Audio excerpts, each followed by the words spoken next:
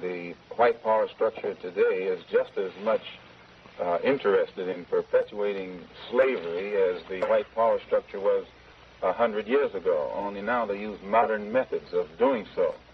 And realizing that the black people in this country are waking up and becoming filled with a desire to be looked upon as men and as human beings, the white power structure, to slow down that struggle for freedom and human dignity, uses tricks.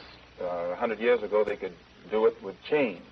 Today they use tricks, and one of the tricks that they've invented is this token integration, to get Negroes, so-called Negro leaders, to accept a few token crumbs of integration that don't solve any problem for the masses of black people in this country whatsoever, but it does make the hand-picked Negroes be satisfied, to slow down the cry of the masses. And a good example of that is, as soon as the spirit of rebellion or revolution began to spread among the masses of black people in this country, and they began to take an active part, and they showed that they weren't confined to this nonviolent approach, then the government or the power structure began to sit up and take notice. And now, as you said earlier, the president is talking about new legislation and to put it, take it out of the streets and put it back in the courts. Well, as long as it's in the streets, it's in the hands of the masses of black people who will not compromise or who cannot be bought out.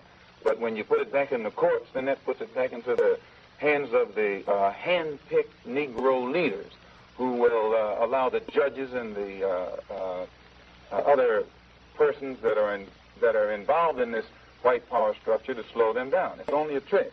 And as long as the masses of black people are involved in the struggle for freedom, not integration, but freedom, and respect as human beings, respect as men, and show that they're willing to die to be respected as men, then the power structure sits up and takes notice.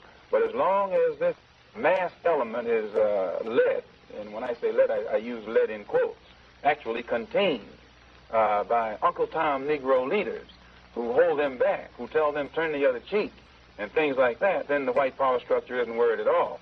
They're only worried when they know that the masses of black people are ready to explode, and in exploding it will destroy some of the furniture in their house, and then they react accordingly. Mr. Morris?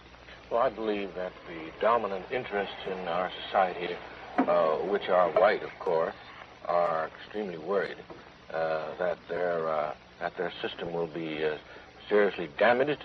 It is disrupted now, and they want to halt the disruption, which is being caused by the rising wave of militancy among Negroes all over the country. President Kennedy, in commenting on the efforts and the methods being used by American Negroes to gain their ends and their goals, which simply stated are unrestricted access to citizenship rights, said that it is better to settle these matters in the courts than on the streets. But the Negro started out trying to settle his problems and to correct his disadvantages and destroy the basis for his struggle and eliminate the grievances, very serious grievances he had in the courts. Our NAACP was set up on the basis of legal struggle and legal tactics alone, and it has to revise its whole approach to the question. And yet, Mr. Morrison, it seems to me that the president was saying that while he seeks to remove the struggle from the streets, that the courts have gone quite far, that the presidential office, the executive branch of our government, in the president's terms, has made certain steps, and he seems to be saying more now. He says, we face, therefore, a moral crisis as a country and a people. It cannot be met by repressive police action. It cannot be left to increase demonstrations in the streets. It cannot be quieted by token moves or talk. It is time to act in the Congress, in your state and local legislative body, and above all, in all of our daily lives, which is more than saying, let's send it back to the courts. Why didn't he say this 3 years ago? Why didn't he say this when all of these sit-ins and freedom rides were very peacefully going on in the South and in other parts of the North. The man didn't say anything until he found out that black people in this country were ready to explode. And as soon as he saw that the explosion then was a threat to the white society, he came up with this mealy-mouthed speech, which is too late, and it's only a speech. We still don't see any actions that have stemmed from it. It's still only in the stage of words. I think the speech is late, Minister Malcolm X, but not too late. No pronouncement that was that impressive and forthright from a president of the United States. No one made a better pronouncement than Abraham Lincoln made 100 years ago, and that still hasn't been put into practice. It's still a pronouncement. Sir, I applaud words for what words are worth, and those were good and beautiful words.